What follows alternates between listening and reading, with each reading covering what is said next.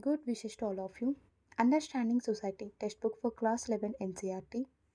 Chapter 1 Social Structure, Stratification, and Social Processes in Society audiobook. Introduction. You will recall that the earlier book, Introducing Sociology, Class 11 NCRT, had begun with a discussion on the relationship between personal problems and social issues. We also saw how individuals are located within collectivities such as groups, classes, gender, castes, and tribes. Indeed, each of you is a member of not just one kind of collectivity, but many overlapping ones. For instance, you are a member of your own peer group, your family and kin, your class and gender, your country and region. Each individual thus has a specific location in the social structure and social stratification system. This also implies that they have different levels and types of access to social resources. In other words, the choices an individual has in life in terms of the school she or he goes to, or if she or he goes to school at all, would depend on the social stratum that she or he belongs to. Likewise, with the clothes she or he gets to wear and food she or he consumes, the leisure opportunities she or he avails, the health assets she or he has, that is, her or his lifestyle in general. As in the case of social structure, social stratification constrains individual action. One of the central concerns of the sociological perspective has been to understand the dialectual relationship between the individual and society. You will recall C. Wright Mill's elaboration of the sociological imagination that seeks to unfold the interplay between an individual's biography and society's history. It is towards understanding this dialectual relationship between the society and individual that we need to discuss the three central concepts of structure, stratification, and social processes in this chapter. In the next few chapters, we then move on to how social structure in rural and urban societies are different, to broader relationships between environment and society. In the last two chapters, we look at the Western social thinkers and Indian sociologists and their writings that would help us further understand the ideas of social structure, stratification, as well as social processes.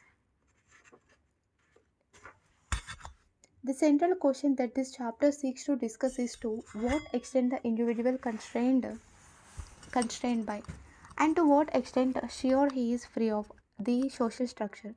To what extent does one's position in society or location in the stratification system govern individual choice? Do social structure and social stratification influence the manner people act? Do they shape the way individuals cooperate, compete, and conflict with each other? In this chapter, we deal briefly with the terms social structure and social stratification. You have already discussed social stratification in some detail in chapter 2 of the earlier book Introducing Sociology. We then move on to focus on three social processes, namely cooperation, competition, and conflict.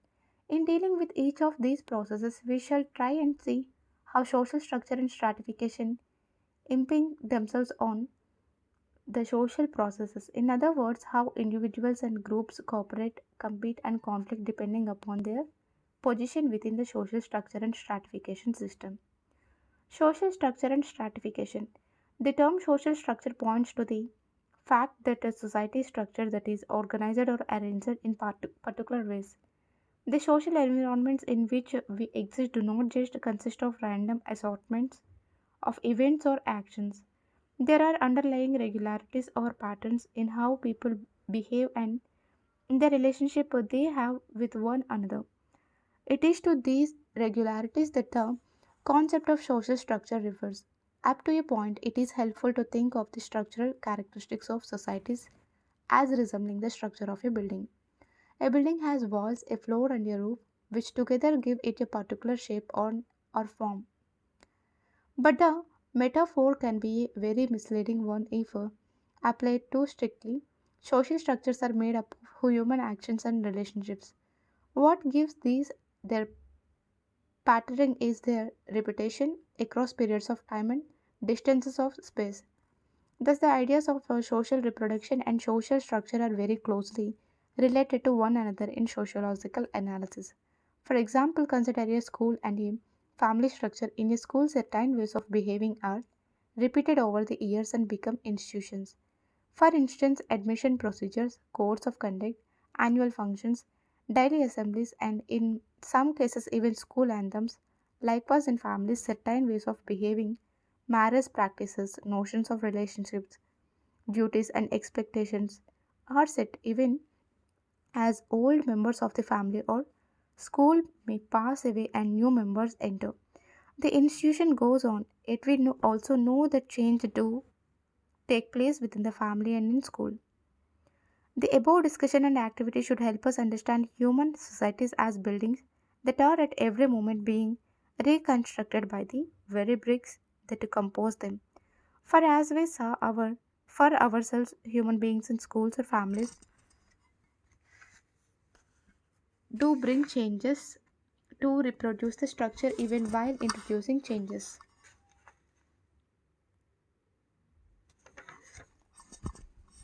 They cooperate at various levels in their everyday lives towards their reproduction. No less true is the fact that they also compete with each other, often viciously and ruthlessly. The fact remains that along with the cooperative behavior, we also witness serious conflict. And as we shall find later in this chapter, cooperation can be enforced and thereby serve to conceal conflict, a major theme pursued by Emile Durkheim and by many other sociological authors since is that the societies exert social constraint over the actions of their members. Durkheim argued that society has primacy over the individual person. Society is far more than the sum of individual acts. It has a firmness or solidity comparable to structures in the material environment. Think of a person standing in a room with several doors. The structure of the room constrains the range of his or her possible activities. The placing of the walls and doors, for example, defines the routes of exit and entry.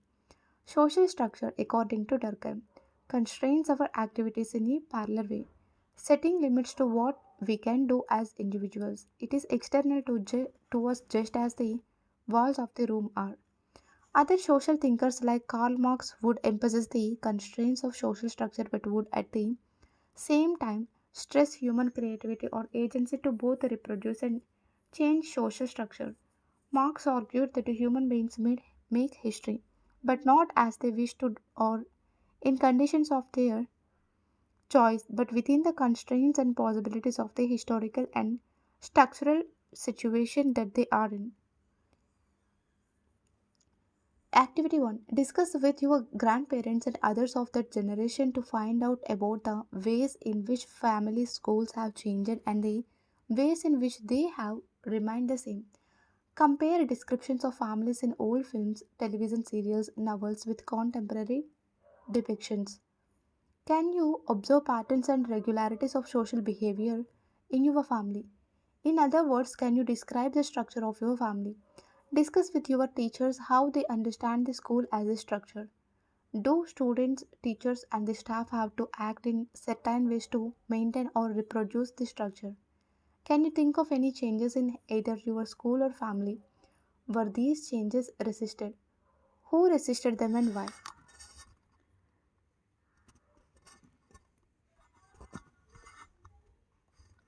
This point of view is expressed by Durkheim in his famous statement: when I perform my duties as a brother, a husband, or a citizen, and carry out the commitments I have entered into, I fulfill my obligations, which are defined in law and custom and which are external to myself and my actions. Similarly, the believer has discovered from birth, ready fashion, the beliefs and practices of his religious life. If they existed before he did, it follows that they exist outside him. The systems of science that I employ to express my thoughts, the monetary system I use to pay my debts, the credit instruments I utilize in my commercial relationship, the practices I follow in my profession, etc., all function independently of the use one of use one use I make of them. Considering in turn each member of society, the following remarks could be made for every single one of them. To recall the concept of social stratification in Chapter 2 of Introducing Sociology, Class 11 NCRT, social stratification refers to the existence of structured inequalities between groups in society in terms of their access to material or symbolic rewards. While all societies involve some forms of social stratification, modern societies are often marked by wide differences in wealth and power, while the most evident forms of stratification in modern societies involve class divisions, others like race and caste, region and community, tribe and gender also continue to matter as basis of social stratification. Activity 2. Think of examples that reveal both how human beings are constrained by social structure and also of examples where individuals defy social structure and transform it. Recall our discussion on socialization in introducing sociology. You will recall the social structure implied a certain patterning of social behavior. Social stratification as part of the broader social structure is likewise characterized by a certain pattern of inequality. Inequality is not something which is randomly distributed between individuals in society. It is systematically linked to membership in different kinds of social groups. Members of a given group will have features in common, and if they are in a superior position, they will usually see to it that their privileged position is passed on to their children. The concept of stratification then refers to the idea that a society is divided into a patterned structure of unequal groups and usually implies that this structure tends to persist across generations. It is necessary to distinguish between different advantages which can be distributed unequally. There are three basic forms of advantage which privileged groups may enjoy. Life chances, all those material advantages which improve the quality of life of the recipient. This may include not only economic advantages of wealth and income, but also benefits such as health, job security, and recreation. Social status, prestige, or high standing in the eyes of other members of the society. Political influence, the ability of one group to dominate others or to have pre- preponderant influence over decision making or to benefit advantageously from decisions. The above discussion on the three social processes will repeatedly draw attention to the manner that a different basis of social stratification like gender or class constrain social processes. The opportunities and resources available to individuals and groups to engage in competition. Cooperation or conflict are shaped by social structure and social stratification. At the same time, humans do act to modify the structure and system of stratification that exists. Two ways of understanding social processes in sociology. In the earlier book introducing sociology, class 11th NCRT, you have seen that limitations of common sense knowledge. The problem is not that common sense knowledge is necessarily false, but that it is unexamined and taken for granted. By contrast, the sociological perspective questions everything and accepts nothing as a given. It would therefore not rest content with an explanation which suggests that humans compete or co- cooperate or conflict as the case may be because it is human nature to do so. The assumption behind such explanations is that there is something intrinsic and universal in human nature that accounts for these processes. However, as we have seen earlier, sociology is not satisfied with either psychology or naturalistic explanations. Sociology seeks to explain these processes of cooperation, competition, and conflict in terms of the actual social structure of society. Activity 3. Think of examples of cooperation, competition, and conflict in your everyday life. In introducing sociology, we discussed how there are differences and plural understandings of society. We saw how functionalist and conflict perspectives varied in their understanding of different institutions, be it the family, the economy, or social stratification and social control. Not surprisingly, therefore, these two perspectives seek to understand these processes a bit differently, but both Karl Marx usually associated with a conflict perspective, and Emile Durkheim usually identified with a functionalist perspective. Presume that human beings have to cooperate to meet their basic needs and to produce and reproduce themselves and their world. The conflict perspective emphasizes how these forms of cooperation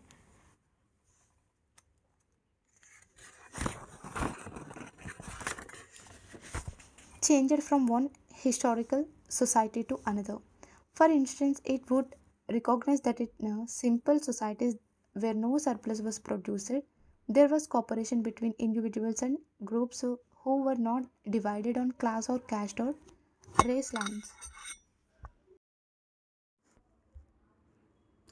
But in societies where surplus is produced, whether feudal or capitalist, the dominant class appropriates the surplus and cooperation would necessarily involve potential conflict and competition. The conflict view thus emphasizes that groups and individuals are placed differentially and unequally within a system of production relations. Thus, the factory owner and the factory worker do cooperate in their everyday work. But a certain conflict of interest would define the relationship. The understanding that informs the conflict perspective is that in societies divided by caste or class or patriarchy, some groups are disadvantaged and discriminated against. Furthermore, the dominant group sustain this unequal order by a series of cultural norms and often coercion or even violence.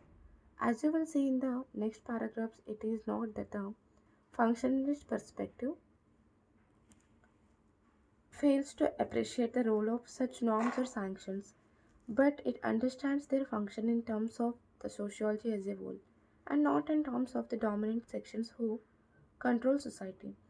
The functionalist perspective is mainly concerned with the system requirements of society, certain functional imperatives, functional requests, and prerequisites. These refer to the fulfillment of the broadest conditions which are necessary for a system's existence and which therefore keep it alive and prevent its destruction, such as the socialization of new members, a shared system of communication, methods of assigning individuals to roles. You are well aware how the functionalist perspective rests upon the assumption that different parts or organs of society have a function or role to play for the broader maintenance and functioning of the whole society. Seen from this perspective, cooperation, competition, and conflict can be seen as universal features of all societies, explained as a result of the inevitable interactions among humans living in society and pursuing their ends.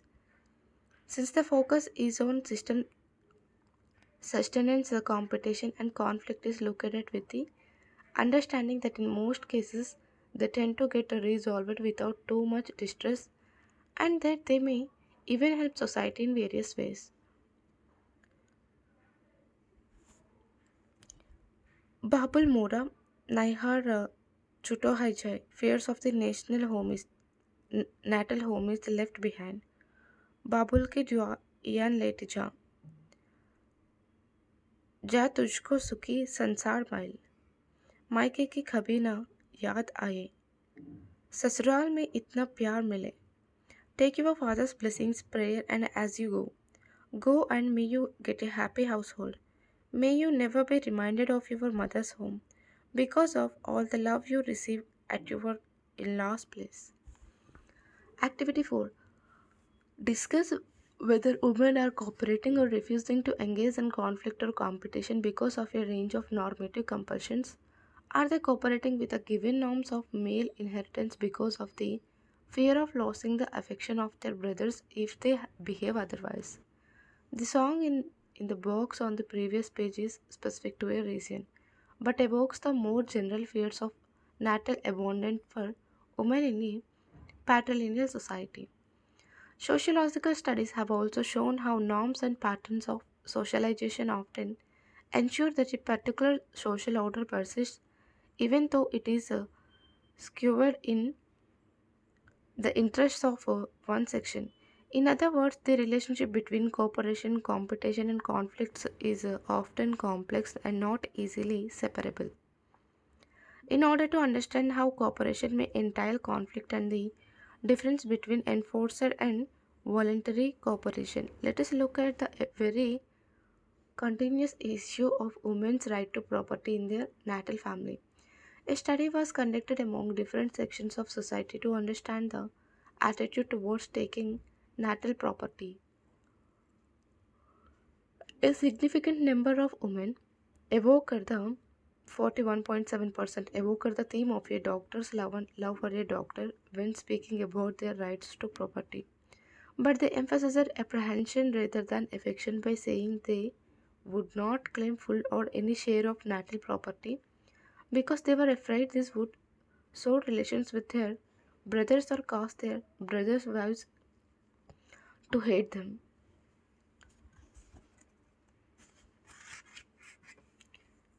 and that as a result they would no longer be welcome in their natal homes.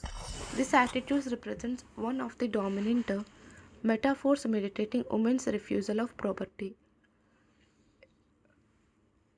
A woman demanding her share is the greedy shrew or hak lene wali. There was also a close connection between these feelings and the apparently observed ones of the desire to continue to be a part of the natal family by actively contributing to its prosperity or being available to deal with its crisis.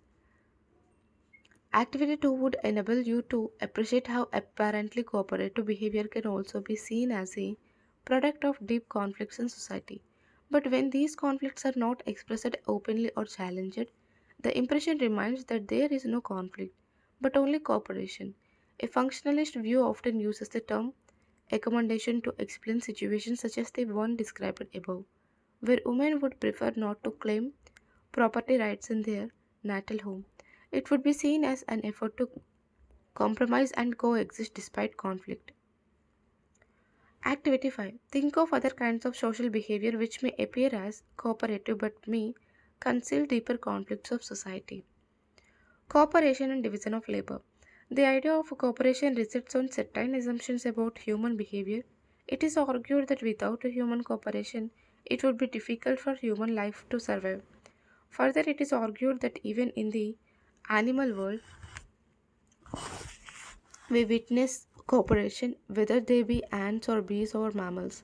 Comparison with the animal world should, however, be done carefully. We look at two very different theoretical traditions in sociology to illustrate the point. Those represented by Emile Durkheim and Karl Marx. Sociology, for the most part, did not agree with the assumption that human nature is necessarily nasty and British.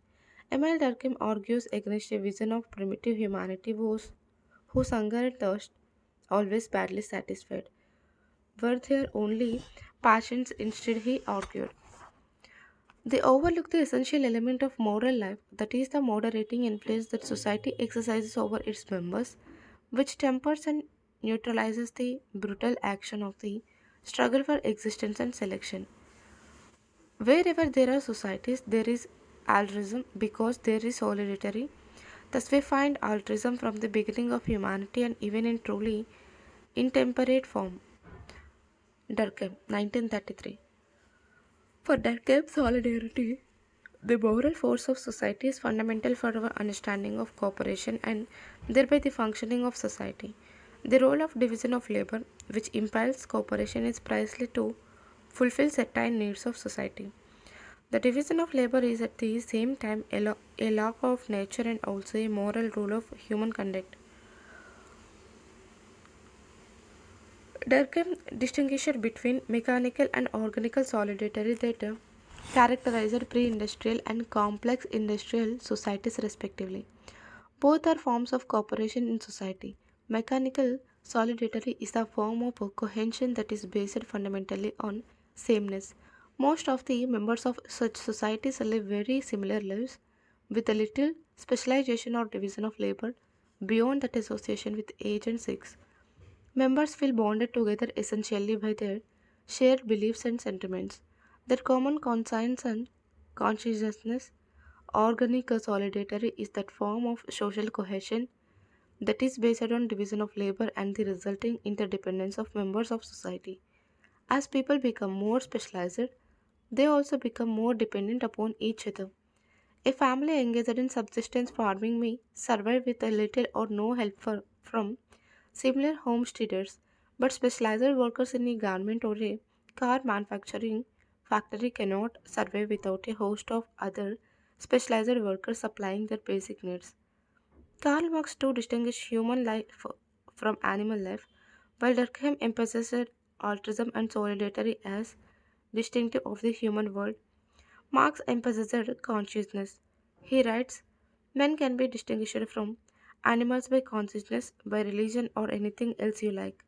They themselves begin to distinguish themselves from animals as soon as they begin to produce their means of subsistence, a step which is conditioned by their physical organization. By producing their means of subsistence, men are indirectly producing their material life. The above quote from Marx may appear difficult but will help us understand how cooperation in human life is different from cooperation in animal life. For humans, not only adjust and accommodate to cooperate but also alter society in that process.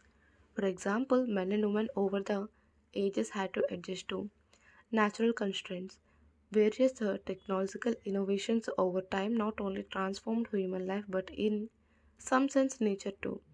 Human incorporating thus do not passively adjust and accommodate but also change the natural or social world to which they adjust. We had discussed in the chapter on culture and socialization in earlier book. Introducing sociology how Indians had to adjust and accommodate and cooperate with the English language because of our experience with the British colonialism. But also how in that process English has emerged as a living social entity. While both Durkheim from a functionalist view and Marx from a conflict perspective emphasize cooperation, they also differ. For Marx, cooperation is not voluntarily in a society where class exists. He argues the social power that is the multiplied productive force, which arises through the cooperation of different individuals as it is caused by the division of labor appears to these individuals since their cooperation is not voluntarily but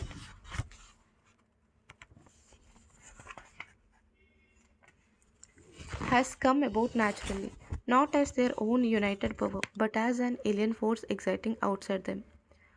Marx used the term alienation to refer to the loss of control on the part of workers over the concrete content of labor and over the products of their labor.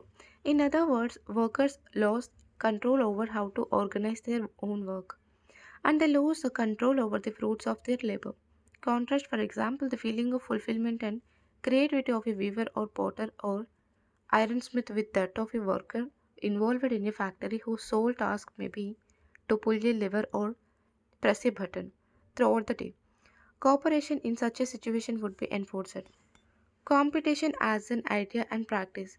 As in the case of cooperation, discussion on the concept of competition often proceed with the idea that competition is universal and natural. But going back to our discussion on how sociological explanation is different from naturalistic one, it is important to understand competition as a social entity that emerges and becomes dominant in society at a particular historical point of time. In the contemporary period, it is a predominant idea, and often we find it difficult to think that there can be any society where competition is not a guiding force. An anecdote of a school teacher who recounted her experience with children in a remote area in Africa draws attention to the fact that competition itself has to be explained sociologically and not as a natural phenomenon. The anecdote refers to the teacher's assumption that the children will naturally rejoice at the idea of a competitive race where the winner would get a chocolate as a prize. To her surprise, her suggestion not only did not evoke any enthusiasm but instead seemed to cause considerable anxiety and distress.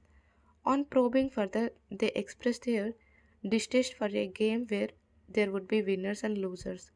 This went against their idea of fun, which meant for them a necessarily cooperative and collective experience, and not a competitive one where the rewards necessarily exclude someone reward on one or few.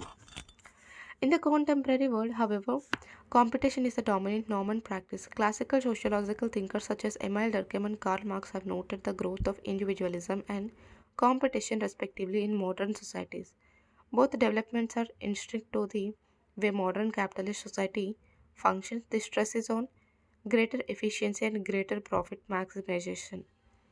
The underlying assumptions of capitalism are expansion of trade, division of labor, specialization, and hence rising productivity. And these processes of self sustaining growth are fueled by the fueled by the central theme of capitalism. Rational individuals in free competition in the marketplace, each striving to maximize profits.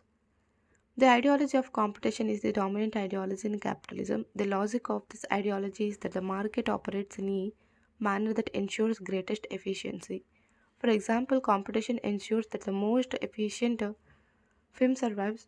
Competition ensures that the students with the higher marks or best studies get admission into prestigious colleges and then get the best jobs. In all cases, the best refers to that which ensures the greatest material rewards. Activity 6. India has recently witnessed intense debates on the government's decision to ensure 27% reservation for OBCs. Collect the different arguments for and against this proposal that have been put forward in newspapers, magazines, and television programs. Collect information about the dropout rate in schools and primary schools in particular. Given that mostly lower caste students drop out of school and most higher education institutions are dominated by the upper castes, discuss the concepts of cooperation, competition, and conflict in the above context. Liberals like Joyce Mill felt that the effects of competition were generally harmful. However, he felt that the thought modern competition is described as the fight of all against all, but at the same time, it is a fight for all. This in the sense that economic competition is directed towards a maximum output at a minimum cost.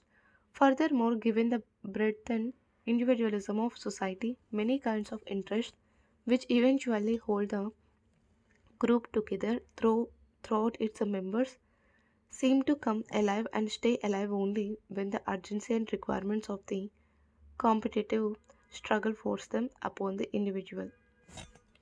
Views that humans naturally like to compete has to be understood critically like all other naturalist explanations. Competition as a desirable value flourished with the onset of capitalism. Read the extracts in the box and discuss.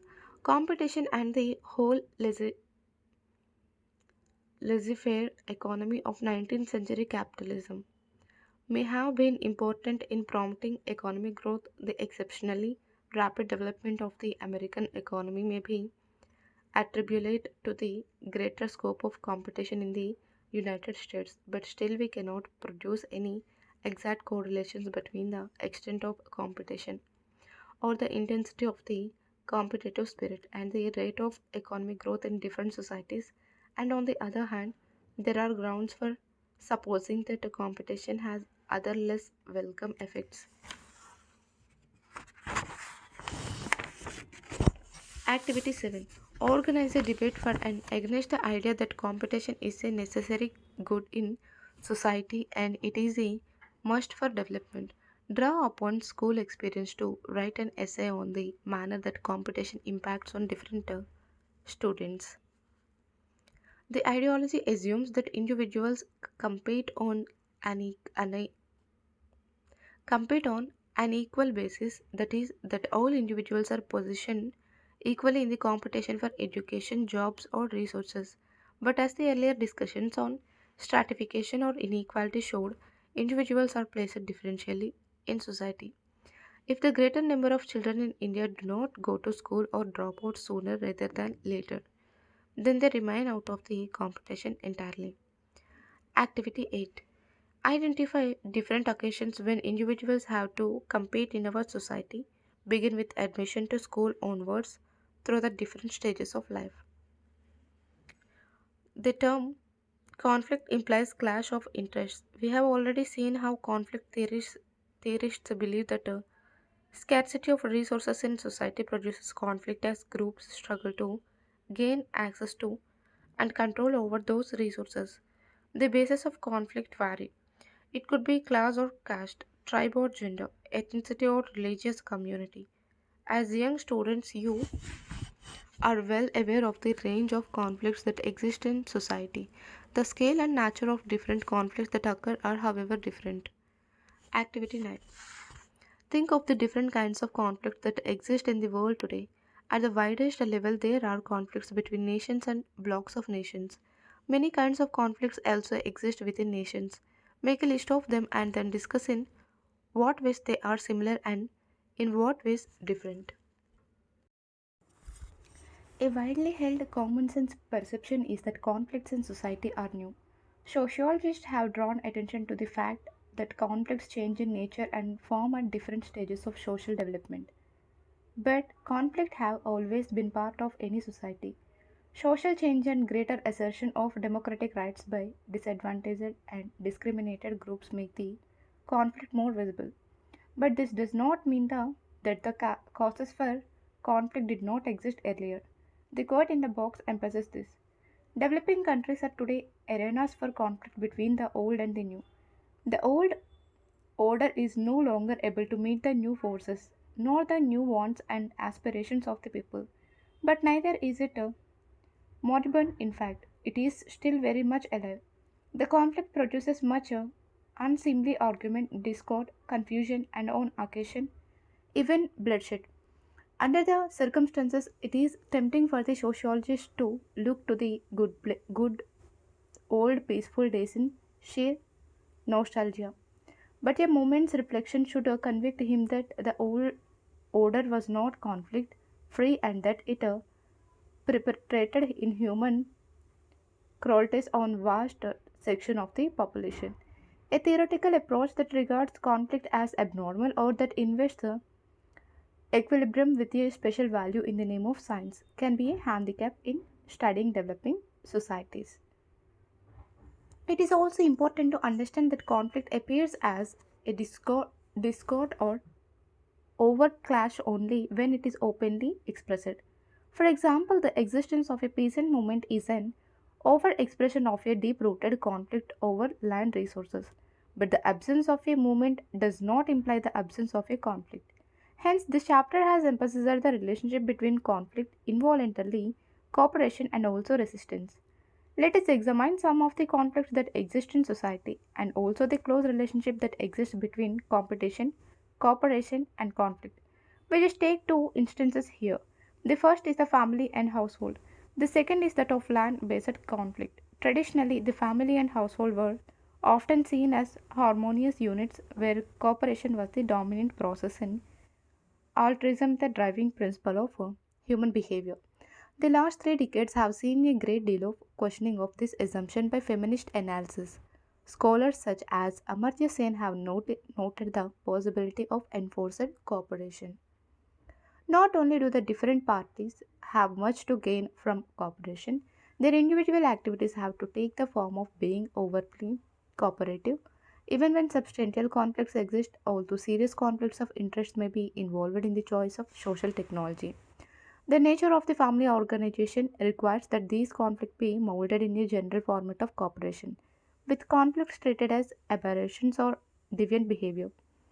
Since conflict is often not overtly expressed, it has been found that subaltern or subordinate sections, whether women in households or peasants in agrarian societies, develop different strategies to cope with conflict and ensure cooperation. Findings of many sociological studies seem to suggest that covert conflict and overt cooperation is common. The extract below draws from many studies on women's behavior and interaction within households. Material prices and incentives to cooperate extend to distribution, and there is little evidence of overt conflict over distribution processes. Instead, there is a hierarchy of our decision making needs and priorities associated with age, gender, and life cycle. A hierarchy to which both men and women appear to subscribe.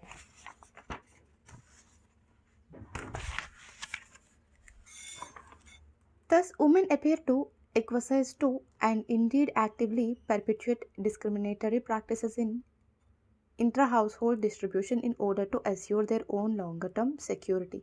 Denied access to extra household relationships and resources, it is in their material interest to subscribe to the general son preference with characteristics this culture. And they invest in a great deal of selfless devotion in order to win their sons as allies and insurance against an uncertain future. Maternal altruism in the northern Indian plains is likely to be biased towards sons and can be seen as women's response to patriarchal risk. Women are not entirely powerless, of course, but their subversion of make, male decision making power tends to be covert.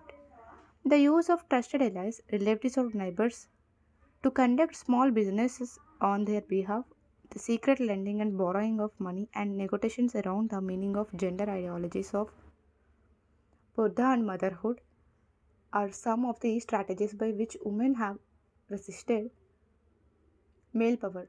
Abdullah and Jane Denniston, 1982, White, 1992. That their resistance takes this clandestine form reflects their lack of option outside household cooperation and the concomitant high risks associated with open conflict. In keeping with the sociological tradition of questioning taken from granted common sense assumptions, the chapter has critically examined the process of cooperation, competition, and conflict. The sociological approach does not see these processes as natural, it further relates them to other social developments. In the following paragraphs, you will read from a sociological study done on land relations and the Bhutan Gramdhan movement in India. Read box and see how cooperation in society can be sociologically related to technology and the economic elements of production. Land conflicts. Harbaksh, a Rajput had borrowed 100 rupees from Nathu Eher Patel in the year 1956 by mortgaging informally 2 acres of land. In the same year, Harbaksh died and Ganpat, his successor, claimed the land back in 1958 and he offered Rs 200. Nath refused to return the land to Ganpat. Ganpat could not take to legal proceedings as this exchange was not codified in the revenue records. Under the circumstances, Ganpat had resorted to violence and forcefully cultivated the land in 1959, 1 year after Gramdan. Ganpat, being a police constable, could influence the police officials. When the Patel went to Pulera, the police Thane headquarters, he was taken to the police station and was forced to agree that he will give the land back to Ganpat. Later, a meeting of the villagers was convened when the money was given to Patel and Ganpat received the land back. Source Omen TK 1972. Charishma, Stability and Change. An analysis of Bhutan Gramdan movement in India. The advent of technology had also reduced the necessity for cooperation. For instance, for the operation of a charas, an indigenous device of well irrigation, one requires 2 pairs of bullocks and 4 men. An ordinary peasant cannot afford the cost of 4 bullocks, or an average household may not have the required manpower. In such situations, they resort to borrowing bullocks and men from other households, neighbors, friends, etc., assuring similar services in return. But if a charas is replaced by a rehat Persian wheel for irrigation, which calls for a heavier capital investment, one needs only 1 pair of bullocks and one person for its operation. The necessity of cooperation in the context of irrigation is reduced by a heavier capital investment and an efficient technology. Thus, the level of technology in a system may determine the need for cooperation between men and groups. Activity 10. Read the following account of land conflict, identify the different social groups within it, and notice the role of power and access to resources. Conclusion.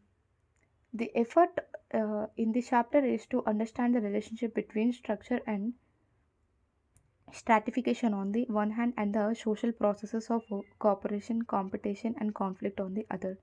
You will have noticed that the three social processes are different, yet they often coexist, overlap, and sometimes exist in a concealed fashion.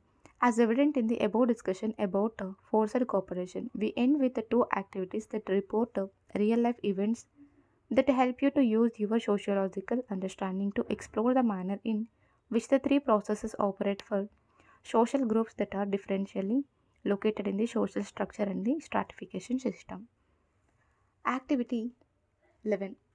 Read the report carefully and discuss the relationship between social structure, stratification, and social processes. Describe how the characters Santosh and Pushpa are constrained by the social structure and stratification system. Is it possible to identify the three social processes of cooperation, competition, and conflict in their lives? Can these marriages be seen as processes of cooperation? Can these marriages be seen as actions that people consciously adopt in order to survive in the competitive job market since married couples are preferred? Is there any sign of conflict? Outlook 8 May 2006. Meet the parents, teen marriages, migrant labor, and cane factories increases a vicious cycle.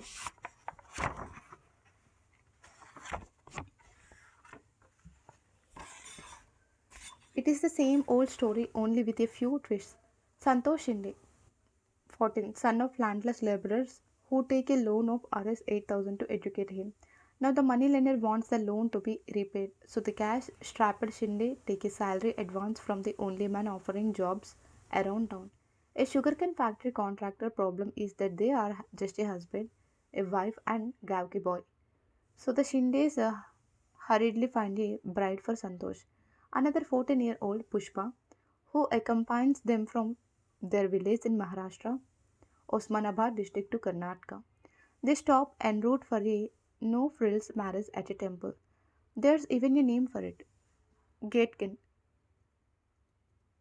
It probably comes from the makeshift camps these migrant laborers set up outside the factory gates in the cane cutting season. Contractors prefer married couples to single boys as they are more likely to stay on at the factories for months. With the Western Maharashtra's cane factories, which once produced nearly a third of India's sugar output in a state of crisis, jobs for migrant laborers have dried up. Some estimates say the factories have accumulated losses of over 1900 crore, and this year 120 of the 177 sugar factories were forced to avail of the centers at a 1650 crore bailout package. But the trickle down has been harsher on the migrant labor. Out in the fields cutting can cane feverishly during the 6 month long season, their chances of getting jobs have become harder and wages have plummeted. Gangle Santosh, now 16 and sporting a straggly mustache, has just finished his 10th exams while wife Pushpa took her 12th exams. Pushpa, a good student, balances her academic ambitions with caring for a 1.5-year-old son. Then there's home and labor in the fields.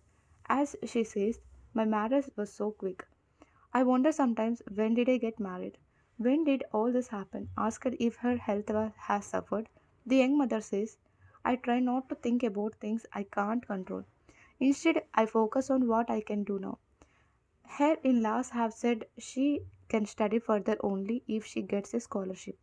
Otherwise, the young couple will migrate to Mumbai to work at a construction site. Activity 12. Read the report carefully and contrast the competition that Vikram and Nitin face with that of Santosh and Pushpa in Activity 11.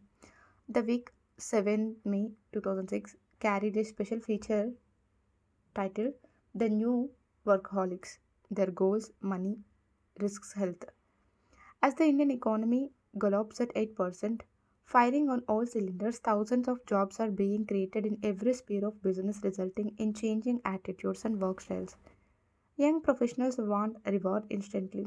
Promotions must come fast and quick, and money, exceptional salaries, perks, and big increments, the prime motivator, makes the world go round. Vikram Samant, 27, who recently joined a BPO, makes no bones about quitting his last job for a better salary. Money is important, but my new employers are fully aware that I am worth every rupee paid to me. He reasons what is also driving young workaholics is the need to sprint up the corporate ladder rather than climb each rung at a measured pace. Yes, I want the next designation quickly, not when I am starting to go bald, says Nitin, who refused to wait around for the next big jump and hoped for ICICI to Standard Chartered with a promotion and then to Optimics as zonal manager. Emphasis original. Glossary. Altruism, the principle of acting to benefit the other without any selfishness or self interest. Alienation. Marx used the term to refer to the loss of control on the part of workers over the nature of the labor task and over the products of their labor. Anomy, for Durkheim, a social condition where the norms guiding conduct break down, leaving individuals without social restraints or guidance. A situation of normlessness.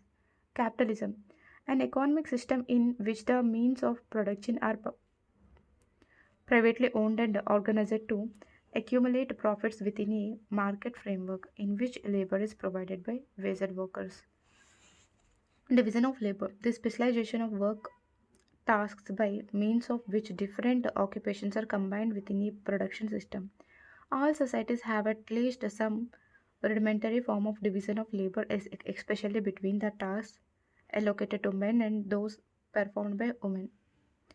With the development of industrialism, however, the division of labor became more complex than in any prior type of a production system. In the modern world, the division of labor is internationally in scope. Dominant ideology, shared ideas or beliefs which serve to justify the interests of dominant groups. Such ideologies are found in all societies in which they are systematic and ingrained inequalities between groups. The concept of ideology connects closely with that of power, since ideological systems serve to legitimize the differential power which groups hold. Individualism, doctrines or ways of thinking that focus on the autonomous individual rather than on the group. Laissez-faire liberalism, a political and economic approach based on the general principle of non-interference in the economy by government and freedom for markets and property owners. Mechanical solidarity. According to Durkheim, traditional cultures with a low division of labor are characterized by mechanical solidarity because most members of the society are involved in similar occupations. They are bound together by common experience and shared beliefs.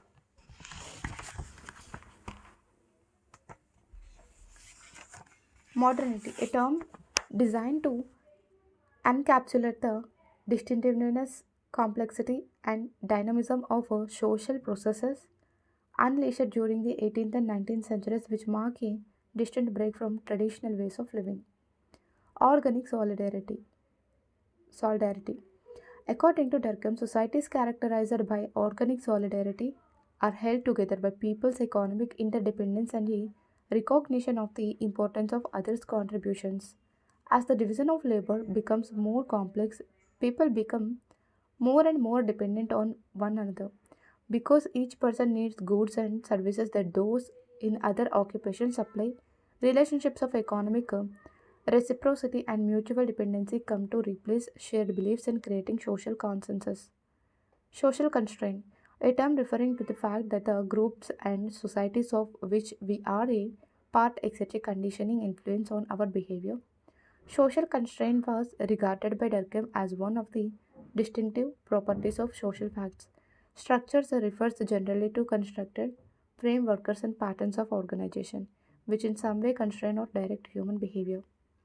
Exercises discuss the different tasks that demand cooperation with a reference to agricultural or industrial operations. Is cooperation always voluntary or is it enforced? If enforced, is it sanctions or is the strength of norms that ensure cooperation? Discuss with examples. Can you find illustrative examples of conflict drawn from Indian society? Discuss the causes that led to conflict in each instance. Write an essay based on examples to show how conflicts get resolved. Imagine a society where there is no competition. It is possible. If not, why not? Talk to your parents and elders, grandparents, and their contemporaries and discuss whether modern society is really more competitive or conflict ridden than it used to be before. And if you think it is, how would you explain this sociologically? Thank you.